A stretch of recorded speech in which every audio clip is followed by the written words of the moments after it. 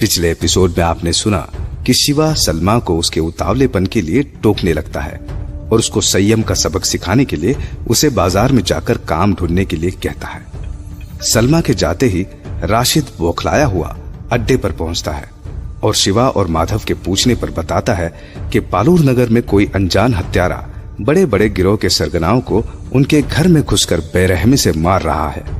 राशिद को डर था कि कहीं वो हत्यारा शिवा पर भी हमला न कर दे। शिवा और माधव उसे समझाते हैं कि उनका गिरोह बहुत संभाल कर काम करता है और लोगों की नजरों में नहीं आता है, इसलिए उन्हें डरने की कोई बात नहीं है। तभी सलमा वहां पहुंचती है और बताती है कि बाजार में उसने एक धनवान पति पत्नी को देखा है जो अपने मरे हुए बच्चे की आत्मा से बात करने के लिए किसी तांत्रिक की तलाश में है। अब आगे। सरदार, ये कैसा भेष बना दिया है आपने हम दोनों का? क्यों, तुमने आज तक कोई तांत्रिक नहीं देखा है? नहीं सरदार, आज तक ऐसा कोई मौका ही नहीं लगा। कोई बात नहीं, अब आज देख लो। और ध्यान रहे कि अपना दिमाग मत लगाना, जैसा मैं करता हूं बस उसको देखना। और हमारे शिकार मतलब उन पति पत्नियों की शक्ल को भी पढ़ने की कोशिश करना। अगर सीखना चाहती हो तो इससे अच्छा मौका नहीं मिलेगा तुम्हें। बिल्कुल सरदार, आप जैसा बोलेंगे मैं वैसा ही करूंगी। बस सरदार, यही घर है उन दोनों का। पक्का ना? हाँ सरदार, बिल्कुल पक्का। ठीक है, अब बस चुपचाप खेल देखती रहना। अरे आ रहा हूं। जी, आप कौन? दुख दर्द कष्ट पीड़ा बहुत कुछ कहा है इस घर ने। आपको कैसे पता? हमें सब पता है जजमान। हक हक हक, तांत्रिक तारकनाथ की नजरों से कुछ नहीं छुपता। बोलो जजमान, क्या चाहते हो? बाबा, बाबा, आप धन्य हो बाबा। हम लोग बहुत परेशान थे, पूरे नगर का कोना कोना छान मारा पर कोई ऐसा तांत्रिक नहीं मिला जो हमारी मदद कर सके। आपको तो साक्षात भगवान ने भेजा है हमारे पास। रुक्मणी, रुक्मणी देखो, भगवान ने हमारी सुन ली। आइए बाबा, आइए आइए, अंदर आइए बाबा, आइए। क्या खाएंगे पिएंगे आप? क्या सेवा करूं आपकी? और रुक्मणी आओ, देखो देखो, तांत्रिक बाबा आए हैं। प्रणाम बाबा। हक हक हक, बेफिक्र हो जाओ, चिंता मत करो। तुम दोनों की समस्या सुलझाने के लिए ही भगवान ने हमें भेजा है। बाबा, आप पहली बार हमारे यहाँ आए, कुछ जलपान कीजिए। हक हक हक, बिल्कुल नहीं। तारकनाथ तांत्रिक जब तक समस्या का निवारण नहीं करता, वह जजमान के यहाँ कुछ खाता पीता नहीं। हमें पूरी समस्या बताओ जजमान, समय कम है। हक हक हक, मनहूसियत का साया है इस घर पर। कुछ बहुत गलत हुआ है यहाँ। बोलो जजमान, क्या बात है? अब कहां से शुरू करूं बाबा? बस ये समझ लीजिए कि हमारे परिवार पर दुखों का पहाड़ टूट पड़ा है। हमारा इकलौता बेटा राहुल, हमारी दुनिया था वो, हमारे बुढ़ापे की लाठी, हमारी आंखों का तारा। पर न जाने क्या हुआ कि वो बस अचानक बदल गया। जो लड़का हमेशा माता पिता का आदर करता था, सम्मान करता था, हमेशा हमें हंसाता था, जिसकी बातों में हमेशा कुछ बड़ा कर गुजरने की ऊर्जा दिखती थी, लेकिन अचानक वो अजीब सा बर्ताव करने लगा। अपने कमरे में बंद रहने लगा। उसकी आंखों के चारों ओर काले गड्ढे पड़ गए थे। न जाने कमरे के अंदर रात भर क्या पढ़ता था, बस अजीबो गरीब बुदबुदाने की आवाजें आती थी अंदर से। हमने बहुत कोशिश की उससे बात करने की, लेकिन वो ऐसे बर्ताव करता था जैसे हम इस घर में है ही नहीं।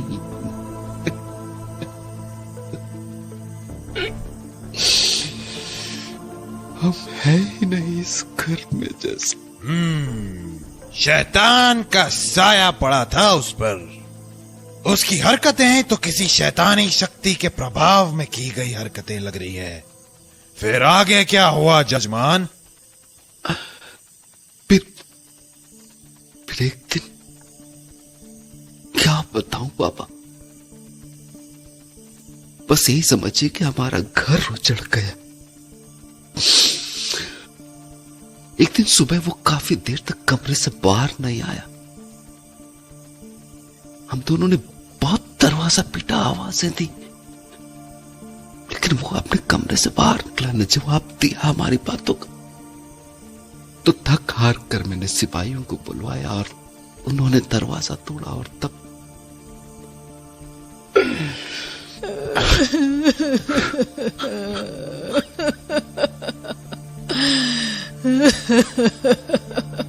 जजमान, अपनी भावनाओं को संभालिए। हमें पूरी बात बताओ, तभी हम तुम्हारी सहायता कर पाएंगे। जब सिपाहियों ने दरवाजा तोड़ा तो हमारा राहु जमीन पर एक अजीब सी आकृति के बीच में लेटा हुआ था।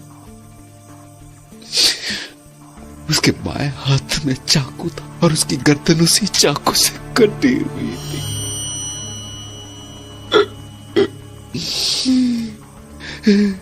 उसने खुद ही अपनी गर्दन काट ली थी।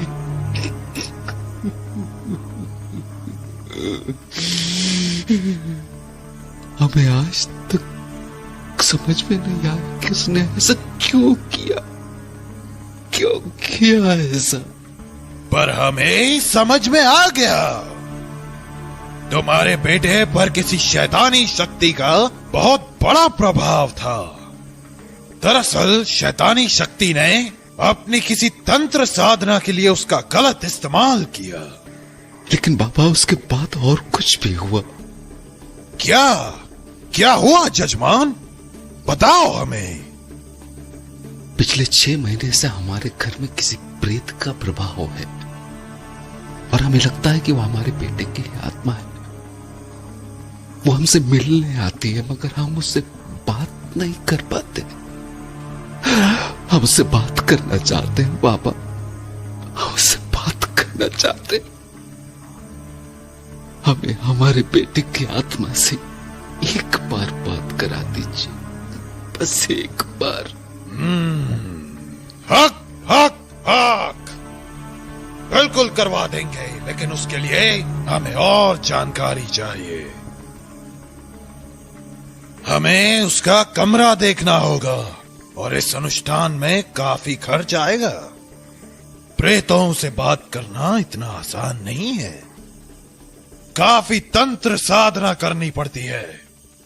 पहले हमें उसका कमरा दिखाओ। हाँ बाबा, मैं दिखाता हूं आपको। बस अब आप दोनों बाहर रुकिए। शिष्या, तुम इन माँ बाप के साथ बाहर रुको। हम इस कमरे में अपने अनुष्ठान को प्रारंभ करने के लिए कुछ देर अकेले बिताना चाहते हैं। जी बाबा। काफी मालदार लोग लगते हैं, तगड़ा चूना लगाया जा सकता है। चलो पहले इस कमरे में ढंग से जांच पड़ताल कर लूं। उनके बेटे का भूत बुलाने का नाटक करना है तो बेटे के बारे में कुछ मुहिम जानकारियां पता होनी चाहिए। काफी किताबें रखी हैं इस कमरे में। पढ़ने लिखने वाला लड़का था। सारी दराज खोल कर देखता हूं। कुछ काम की चीजें तो नहीं दिख रही है, लेकिन थोड़ा थोड़ा समझ आ रहा है कि लड़का किस तरह का था। अरे ये दरज रह गई, जरा इसे देखता हूं। अरे इसमें तो सिर्फ एक किताब है। कौन सी है ये किताब कुछ अजीब सी है। विक्रम संहिता जरा देखूं तो क्या पढ़ता था इसमें वो। हे भगवान, ये तो खून से लिखी है शायद। बाप रे, किस लफड़े में फंसा था ये लड़का। ये क्या लिखा है? खुद को विंध्यराज का पुजारी लिखा है। पूरी किताब में विंध्यराज की महानता के बारे में लिखा है। और ये क्या लिखा है? विराट खंड का पुनर्जन्म निश्चित है। अजीब है, बहुत अजीब। मुझे इस लड़के के बारे में और भी बातें पता करनी होगी। इसके मां बाप को तो इसके आत्महत्या का कारण पता नहीं। अगर वो पता चल सके तो भूत बुलाने का नाटक और भी असरदार होगा। जवान लड़के अपने मां बाप से ज्यादा अपने दोस्तों के करीब होते हैं। इसका कोई दोस्त या प्रेमिका होगी तो और भी बातें पता चल सकती हैं। क्या हुआ बाबा? आप जो ढूंढ रहे थे आपको मिला? हाँ जजमान, हमें काफी कुछ पता चला है तुम्हारे बेटे के बारे में, लेकिन हमें और जानकारी चाहिए। क्या तुम्हारे बेटे का कोई करीब दोस्त है जो हमें कुछ बता सके?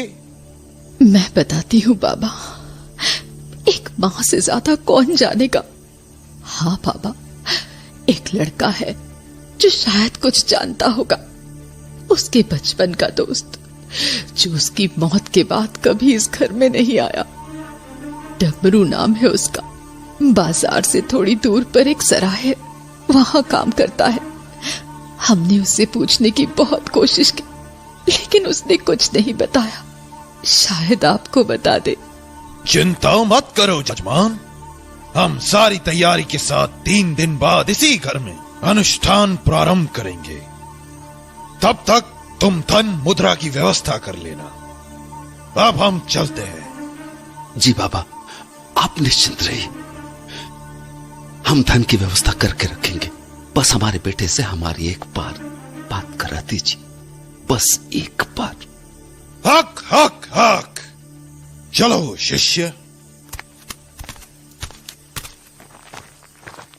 सरदार, आपने तो कमाल कर दिया। बिल्कुल पता ही नहीं चल रहा था कि वो आप ही बोल रहे थे। मुझे तो बहुत मजा आया। सिर्फ मजा आया या कुछ सीखी भी? सीखी सरदार, बिल्कुल सीखी। हक हक हक, हम तुम्हारा कष्ट दूर करेंगे बच्चा।